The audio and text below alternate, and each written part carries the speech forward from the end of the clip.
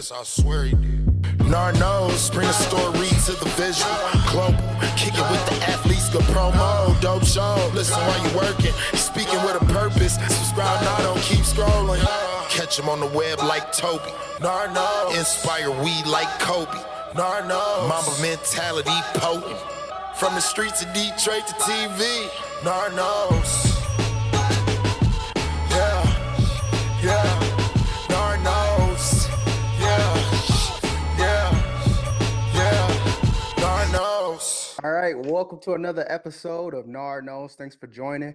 And I got the king of the castle, Markell Castle, coming in this episode. Triple Crown King, now with the Frankfurt Galaxy. But he led the season last year, Offensive Player of the Year, I might add. 97 catches, 1,580 yards, and 17 touchdowns. Rumble, young man, rumble. Welcome to the show, Mr. Castle. What's going on, man? I'm glad to be here. Now, Munich seemed like that was just a perfect spot for you. They were feeding you the ball, like 17 touchdowns. That's crazy. Unless you play for Ron Fire and you got Jadrian Clark throwing you the ball. Ain't nobody getting those type of steps like that. But you getting that with Chad Jeffries, who's a great quarterback in his own right. But just talk about your time with Munich last season. You know, what was clicking? Because seems like it was everything. Well, the thing about, being a new organization in the ELF, nobody really had no high expectations for you. So it was like a smooth process. We know, like, coming in the league that nobody would think of us. They just knew we had a little team in Munich. So it's like an easy transition to perform. And being able to, like, have those player meetings and stuff to make decisions and stuff and watch film and being able to add our, plays in and coaches having an open mind, that's what made it work, honestly, man. What's the best part about being a wide receiver? Because it seems like you truly have joy playing in position, whether it be warm-ups, the fact that you really dedicate to the process, because you just don't go on the field and put up those types of numbers. Mm-hmm. You're dedicated. Where does that come from? I guess considering, like, where I come from is a small town. Not a lot of people, make it. Considering just in Europe, period, it's not a lot of players from my town that usually get this opportunity. So I always had that chip on my shoulder. Underdog, always play like that. I just had that hunger, and my dad too. He drilled that work ethic in me, and like after that, it was just so easy for me to be able to work. Like I get to the point where like I get anxious if I feel like I ain't worked hard enough. So once he instilled that vision in me, it's kind of like I just took off and took it to another level. Let's take it back a notch. You went to school in Newberry, and right in home. How was that important for you to stay home, and then what did you learn from your time in college? It really wasn't important to stay at home. It was mostly like the opportunity was, presented, and I kind of took it and run with it because I didn't get too many offers. I even came to Newberry as a partial scholarship guy, and I had to work my way up. I was like seventh on the depth chart and stuff like that. So I just kind of figured if I take that opportunity and make the best of it, hopefully it'll help me in the long run. And then on top of that, I did get my education too as well. So like I said, it was just a smooth process knowing that I had that opportunity, and I knew if I got the opportunity, I can make the best of it. When you look at the kids today with this, not just the NIL money and all that stuff, but just more so the fact that they can jump from school to school like they can and not actually compete for a job, Yeah. what do you make of that? Like, is that a strength? Is that good for them? It brings the competitive nature out of it. At the same time, ain't nothing wrong with getting paid either. Mhm. I think players should have got paid, but I feel like the rules now, the competitiveness is down because they can just leave now. It's an easy process. So it's a 50-50 type thing. Nobody's really the top dog now. Just like the Alabamas and stuff like that, since players can just leave and go to other players and link up with other players now. So it kind of leveled the playing ground a little bit. But as far as the competitiveness, I think it kind of died down just a little bit because you can just leave now and play anywhere if you get a starting spot. So, When did you realize that okay, overseas was an opportunity for you, and what did your family think once that became a reality? bro, I was scared, bro. I ain't gonna lie, I ain't never been outside the country. Uh, it was kind of one of those things like Germany, bro, like what? And but when I went over there, like it changed my vision completely. Um, but it was like I said, my daddy always had an open mind. My mom always had an open mind. So they was like, hey man, if you got the opportunity and you get paid to do what you love, take it. Fair enough, fair enough. And once you took that trip over there, what was your first impression? Obviously, there was a journey process to get to where you are. Talk about Right. that journey, from Markell Castle then to Markell Castle now. Oh man, just growing up, bro. I grew up a lot, man. Like this transition and going overseas, man. Like I had to grow up so fast. Like I don't think I came out the house for like 2 weeks because I didn't know where to go, what to do, man, because I never been in that situation.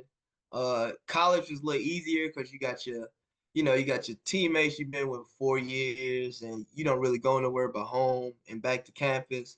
But being able to like get in the quote unquote real world, it definitely made me grow up, man, and be more responsible, even then more than college. So, yeah, I definitely had to grow up like fast.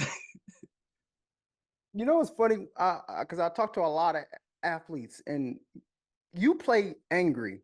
It seems like you play like from the outside looking in. I'm like, this dude is mad, but you're down to earth. You're humble, and it seems like you grew up with the proper foundation. How does that switch during game day? Man, when you grow up with cousins, bro, it's a different ball game. When you grow up with competitive cousins, so all my cousins mostly like they were linebackers, running backs. It wasn't too many skill players. So it's like playing throw them up, bust them up, and all that stuff. Like Mm-hmm.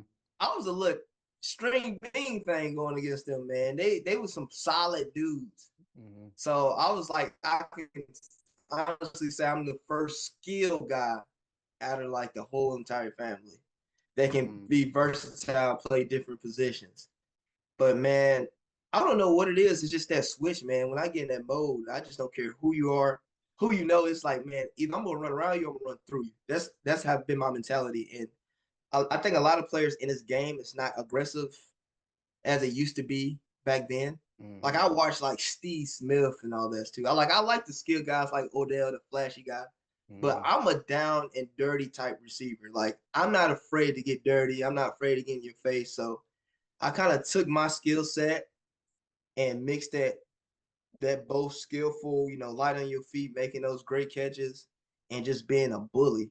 And I just took that into consideration and mixed that in my game, and it's been working so far. So That's funny you mentioned Steve Smith. I was just watching NFL Network, and they had like an old game up. He routing dudes up, routing up Patrick Peterson when he was young. And this is yeah. Cam Newton's rookie year. Just when you bring up Steve Smith, that's one of my top three favorite wide receivers of all time. And you definitely do play like him. Um, name some of those guys that you grew up watching. Man, everybody grew up watching. I feel like Tavon Austin. Tavon Austin. I was a Reggie Bush fan, dude. Huge Reggie Bush fan. I was a running back when I was in Little League. I wore number 5. I had the little one wristband. I even had the area code, and I wasn't even from there. Like that's how committed. How you pull that off? That's how I was committed, man. I was a big Reggie Bush fan, man. And that's who I grew up watching, honestly. Mhm. Like I try to scope my game like Reggie Bush, and then as I got older, I started watching like Larry Fitzgerald, like Hines Ward. Uh, I admire consistence. They're very consistent receivers, very consistent players, and they're very efficient. So that's who I modeled my game from. How's the play calling over there? Is it more difficult or pretty much the same? how they play calls here in America? Oh well, I knew I had Coach Shoot. He was the NFL coach. That was by far my most difficult playbook I ever had to learn. And it was not necessarily like the route tree or anything. It was just necessarily seeing the whole picture of the offense, the shifts. And man, that play calling, man, and I gotta give it up to him. Ron Fire got a really great coach.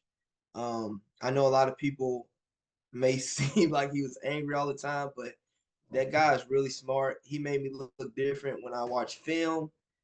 So he really opened my eyes as far as being a complete player. Um, but the play calling wise, man, it's real complex, if you get the right coaches with you and stuff like that. But other than that, it's all about scheming, man. I never been on a playbook system. These are the plays. This is what we're running. We always run plays based on the defense or the team we playing, so it can change every week. Well, not only do you wear number 2, but you also was number 2 in top ELF top 50. What does it mean to you to be able to be voted that high by your peers? Man, it's a great honor, man. Honestly, I'm biased. I feel like I should have been number one. Even though now Clark had a hell of a season. Like you can't argue with I think 53 touchdowns. Mm-hmm. But as my view of it, like considering me being a new organization, not having any chemistry, first year in the ELF, just the surrounding pieces as myself as well, coming in the game knowing I'm going to be double or triple team. That's why I feel like I would consider myself number one. But other than that, I take number two. It's fine. It is what it is. But hey, but that's just that's my opinion. And Ron Fire, they put a great team together, and from top to bottom offensively, they was loaded. Like, and I can't fault them for that, and I can't fault him for that. Still play a great season, undefeated. But yeah, I would consider myself number one because of the circumstances. Well, you're definitely a number 1 receiver. Yeah. That's for dang on show. Um, do you watch other guys, like Jarvis McClam and all those guys that just put up numbers every year? Do you pay attention to those guys, or is it more so like I see you when I see you? Yeah, like I watch those guys. Like, if I see some highlights and stuff, and I see their game, I'm not afraid to learn. I'm humble enough to learn from other players. So if it's something I'm weak at, and I see another player that strength is, I would study that player. I mean, I'm not afraid to admit that. Now, do I just constantly watch, other players and stuff? No. I respect that game too. But if it's something like I can learn from them, oh yeah, I definitely study and put that in my bag for sure. Okay. That's what they got to do notice is the consistent when it comes to great players, regardless of the level, is that they're always willing to learn and they turn everything into a learning process. And one of the main things that I always hear is how they always stay neutral. No matter if it's a high moment or a low moment, it's always stay neutral, like Russell Wilson say. And Yeah. so for you, man, is that mentality what you carry and what do you do to stay, in the game? Yeah, like as a player, you gotta know what you're good at. I think a lot of, especially receivers trying to mimic other guys. That's not your don't that's not your playing style, man. Be you, you know what I'm saying? Know what you're good at, know your weaknesses, take advantage of it. I'm not gonna sit here and study Calvin Johnson. I'm not 6'6" and some change, you know what I'm saying? Mhm. So guys see that and they see other guys that run certain routes. They feel like they route got to look that way. Nah, man. Just be you, man. Know what you're good at, know your strengths, and take advantage of it. So that's how I view it. Now, prior to this interview, you mentioned that you were thinking about retiring before going to Frankfurt Galaxy. Yeah. What? What do you mean? Like, come on, man. That's the same thing. I don't know if you've seen a Jarvis interview, but he said the same thing where he's thinking about retiring. And even Jadrian Clark was like, yeah, it's something at the back end of my career, but y'all in y'all early 30s, you know what I'm saying? If that. And y'all thinking about retiring? That's crazy. Yeah, it's just like like I said, I came to play this game to, elevate and be on that national stage, man. NFL, it's like that's the goal, brother. Hmm. Um, I feel like I did enough work over here, labor work and stuff like that. And, at the same time, man, I would like to have a comfortable living, doing what I love too. You know what I'm saying? I'll put my body at risk. And I feel like, if I'm going to play this game, I want to be conscious, like, get paid for it at a high level. So that's like the only thing as far as that. I love football, don't get me wrong. But I play the sports to, help my family. Hmm. And I think a lot of players, I mean, they might not come out and say it, but some players can agree with me, like they play this game to, support your family. Hmm. And if you put yourself, you apply yourself, man, you will want to be rewarded for it. So that's just the mindset of it. And so, with that being said, it's safe to say that you're willing to retire from the ELF, but not necessarily football if the opportunity Yeah. presents itself.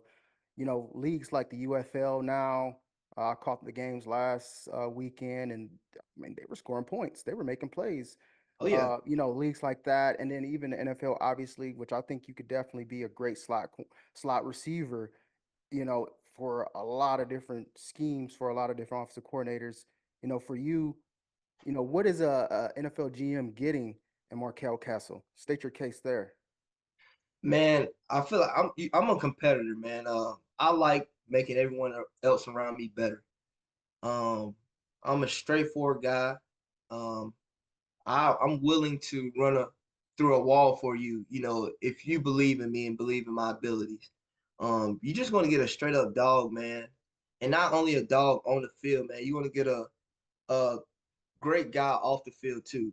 You know, I feel like as far as a person myself, man, I'm always willing to elevate, always willing to learn, always willing to elevate others. So overall, I feel like I'm a great guy. Yes, I have my moments. I'm human. Everyone's humans. They're gonna have those moments. But at the end of the day, man, I'm very honest. I'm very straight up. And man, I'm gonna give you my all, man. If you put me in that position to make a play or to be that guy, I'm gonna step up to the plate every time. I mean, obviously, there's no league like the NFL when it comes to, money and capital and all that. But it just seems like in the ELF, a lot of people don't stick with one team for more than one or two, maybe 3 seasons. You don't really see them stick around for a whole career. Is that based off of money, or is that based off of I need to find the next best opportunity to get me to wherever my goal is? It plays so many roles. It can be schemes. Uh, Maybe a player didn't like how the scheme is, how they was using them, utilizing them. Money can be a factor. If another team offer you more money than another team, I mean that's naturally what you'll gravitate to the other team.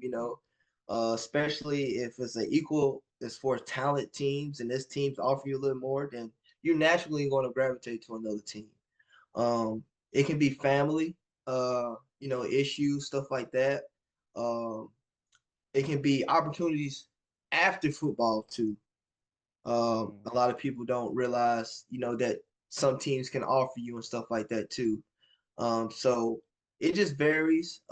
Responsibilities. I mean, it can go from that to what I said financially. It just depends on the player, what their situation is. Mm. So where are you mentally, emotionally, you know, right now, spiritually in your life as a person, as a man, you know, who has a life ahead of himself outside of football as well? Man, I feel great, man. That journey, man. God, that journey, man. You learn so much. You meet so many people. It definitely changed me. I'm satisfied, man. I'm not gonna lie. Uh, Anything else that comes in my life, it's just icing on the cake for me. Mm. I feel like I accomplished what I want to accomplish. I'm always hungry for more, but as far as the football aspect, I feel like I'm satisfied with that. If I don't make it to the next level, I'm satisfied. And as a person too, you realize the relationships you build with people, um, the sacrifices you had to make. I just grown and matured a lot, so I'm fine, man. I feel great. I'm coming. coming to Frankfurt with a good state of mind, high spirits, and I'm ready to have fun, man. So let's talk about some of your top plays from last season. Does you ever get tired of just scoring 80-yard touchdowns? Do that ever get old? No, bro, like that one play, I think it actually went viral, and I was like shocked, bro. Like I get when I stopped at the goal line, and I was telling the ref like, hey, like I'm trying to run the clock out because we were playing the Raiders, and they're very explosive offensively.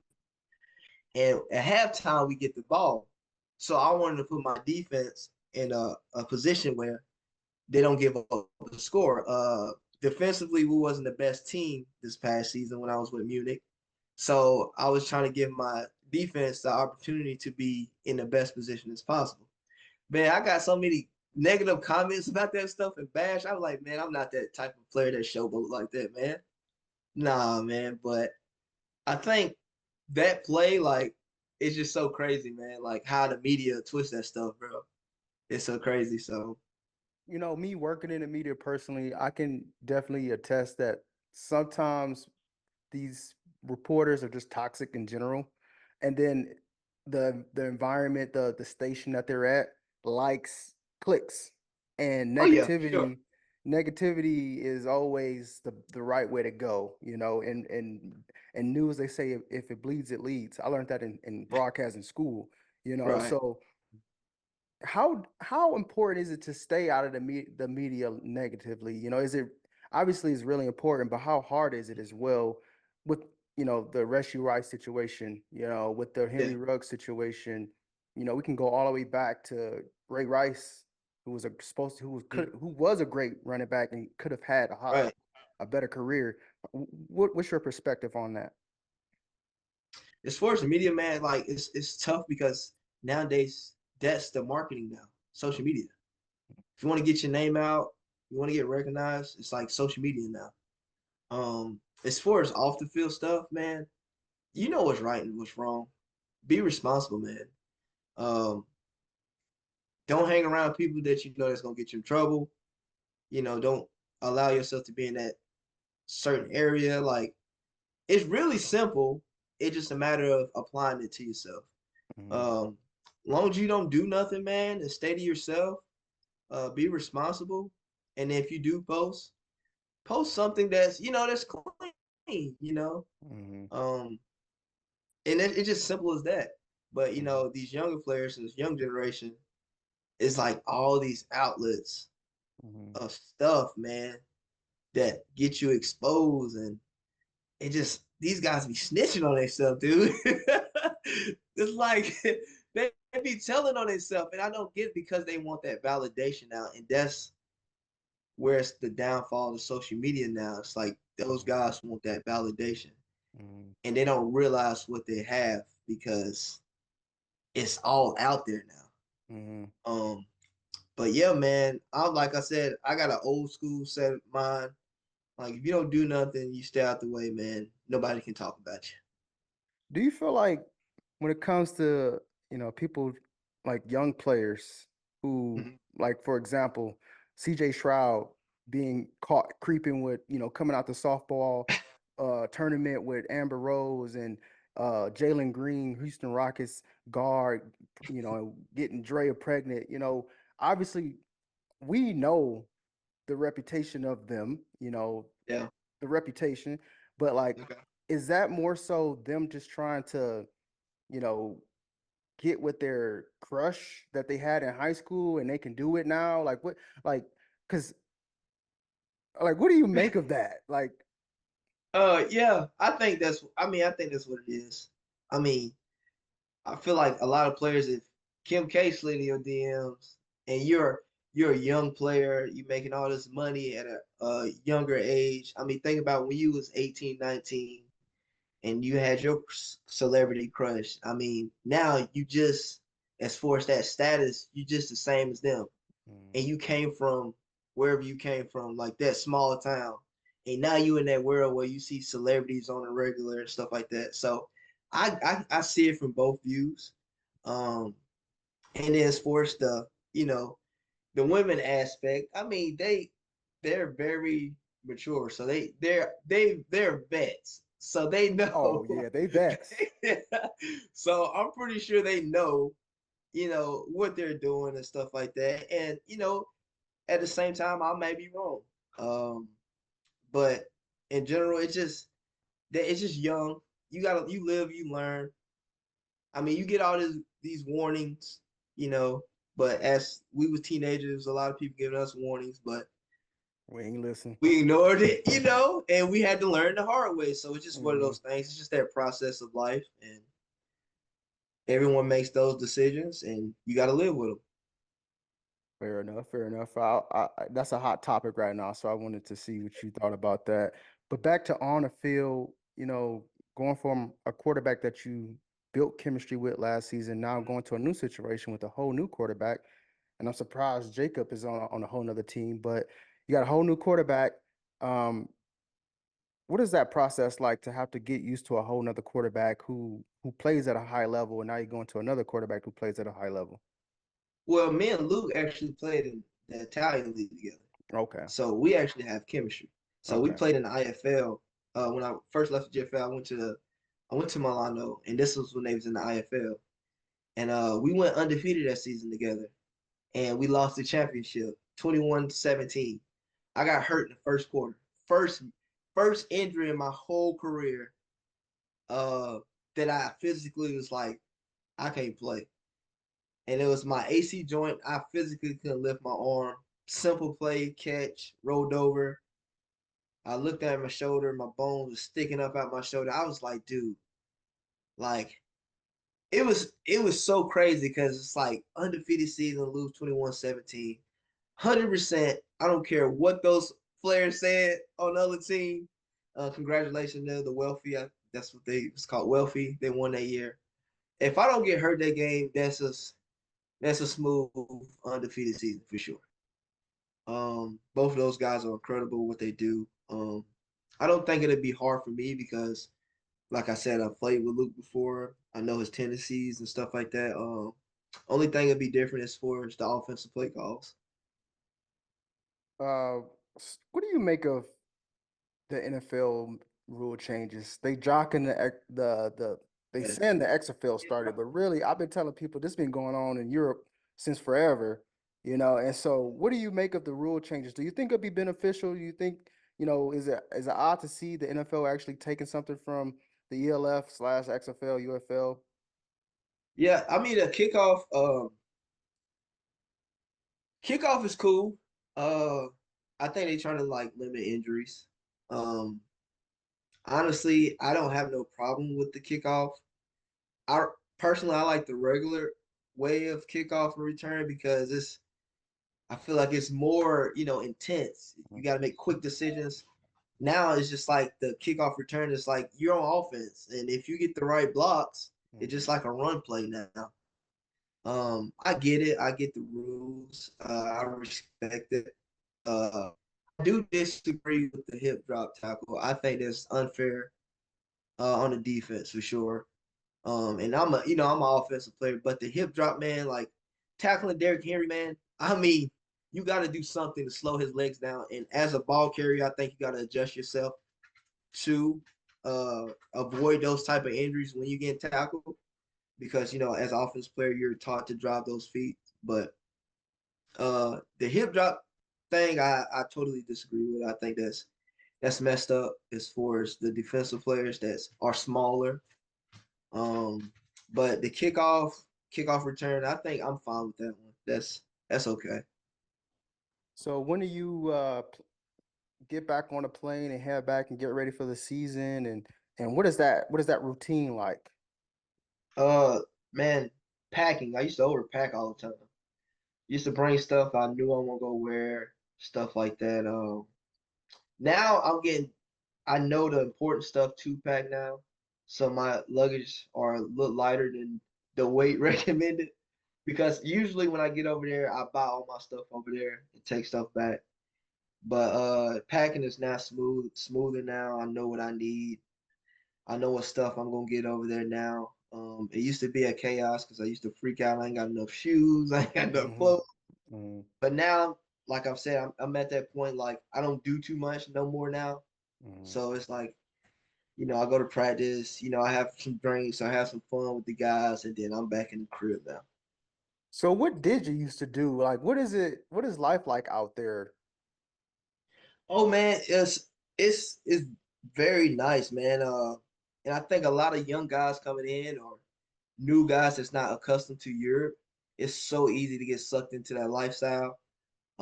Because you have so much free time, especially if you're a vet, you own your stuff, you're very productive. Um, it's easy to, after you train for an hour, it's so much stuff to do. I mean, literally bars, clubs, any fun stuff done close to like 8 a.m. in the morning. Mhm. Then you have these parks and stuff like that. Like me, I'm not accustomed to the city, so you have these parks with all these activities, people having fun, listening to music. It's just a culture difference, man. And if you're not very responsible, it that lifestyle can catch up to you because you lose the vision of why you're there in the first place. Um, but other than that, man, the lifestyle in Europe, man, I can't complain. I never had a terrible experience in Europe since I've been there. The food's great. So far, the people there is very nice, very friendly. I had like one incident, and I wasn't even living in the city. And but other than that, overall, you're gonna get that anywhere. You're gonna have those incidents that happen. But overall, man, life's been great, man. Last question for me, man. Who motivates you? Who during those tough times, when you don't feel like getting up, when you don't feel like doing what's necessary and what's needed? Obviously, you seem very self-motivated, but who has impacted you the most in your life? Man, besides the man upstairs, man. But like besides him, as far as like a person that, you know, really that motivates me, I say my sister, man. My sister was on me when I got to the point I wanted to drop out of school in college. I was telling her it just wasn't for me. Like I can't do this. She kept on me, make sure I got my education. Um, my father and my mother, they never went to college, so they don't understand it. They're more old school. They was always told, when you graduate high school, get a job, work, make an honest living.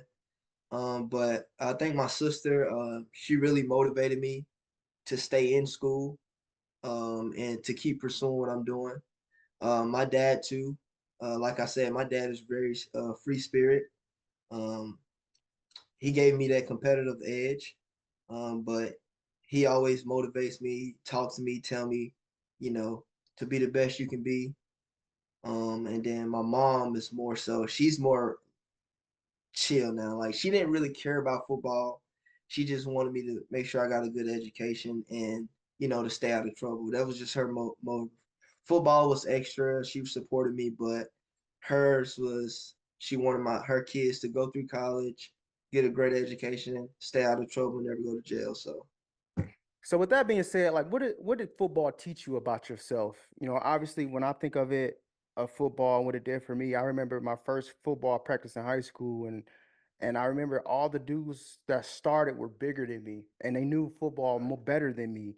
And I remember the importance of how good teammates, the importance of Mhm. good teammates. I remember short story, I was in the 10th grade and we had to do laps. It was the first time I actually did laps around the practice field before practice started, and it was a bench right Mhm. there, and I didn't see it. This is me Right, not being used to having a helmet on, trying to like figure out what am I doing? Do I really want to do this? And I trip and I fall right, on my ass, and I the bench skinned my knee, my shin. I mean, not my shin, but my leg. I still have a scar to this day, and all my teammates except for one walked ran past me and laughed. Some of them even laughed. And right, one player who is still I haven't talked to him in a while, but he was a great friend for me for a while. Um, picked me up and lift me up, and I Mhm. learned the importance of good teammates. And Right. that was the one thing about football for me was the importance of good teammates. What was that moment for you? when it comes to football? Oh man, discipline, man. Honestly, coming in, it was more so me being patient. Um, I always had that mindset, man. Like I wanted to compete. I didn't care who it was, how old you were, how young you were. I always wanted to compete. Oh, no, slow it down, brother. Um, I always wanted to compete. So I don't know, man. I just never had that moment where I had like teammates and stuff like that to tell me, you know, to do this and do that. I was already mentally locked in.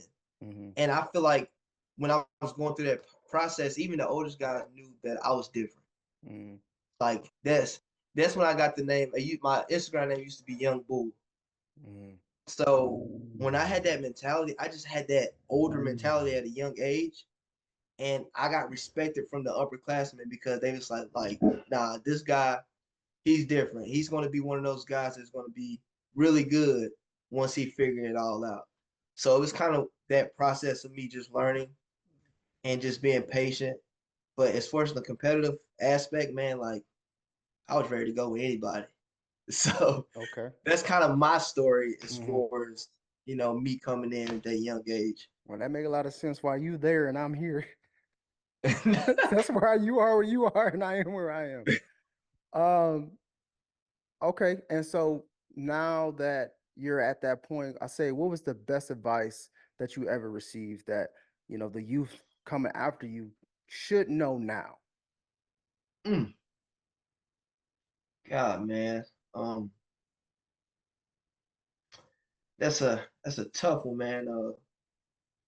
The best advice I can give the young kids now, um, that I was told, um, don't wait for no one to give you anything. You got to go get it, bro. Uh, it's simple as that. I used to be one of those guys, be waiting and waiting and waiting. And when I got that mentality to go get it, a lot of things start happening for me. And I think a lot of guys are just waiting and expecting they doing this and it's going to just happen. You got to do above and beyond. So if anybody tell you just to wait, nah, go get it, bro.